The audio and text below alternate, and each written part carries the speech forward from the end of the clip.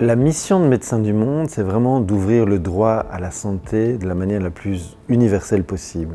Et comment peut-on arriver à ça? On peut y arriver en s'appuyant d'abord sur notre réseau de volontaires. On a plus de 500 volontaires et avec le Covid, ça s'est encore renforcé. Et on peut s'appuyer aussi sur les partenaires avec lesquels nous travaillons pour justement essayer de mettre la pression, de porter témoignage et de mettre la pression pour faire en sorte que le système de santé, que ce soit en Belgique ou dans les autres pays où nous sommes actifs, soit le plus inclusif possible et celui qui répond le mieux aux besoins des différentes populations parmi les plus précarisées avec lesquelles on travaille.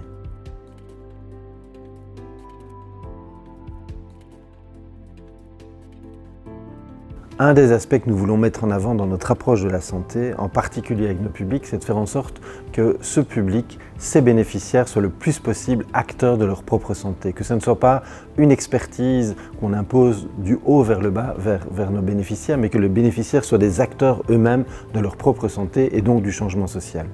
Ça, c'est un premier point. Le deuxième point, c'est le fait que le changement climatique, l'environnement, de plus en plus, ont des impacts sur la santé. Il est donc essentiel que des acteurs de la santé comme nous nous emparions de cette problématique santé-environnement, santé-climat pour pouvoir témoigner et faire en sorte qu'effectivement des mesures soient prises par, entre autres, les gouvernements pour faire en sorte que l'impact sur la santé du changement climatique, de la pollution, de la toxicité soit beaucoup moindre que ce qu'ils sont aujourd'hui.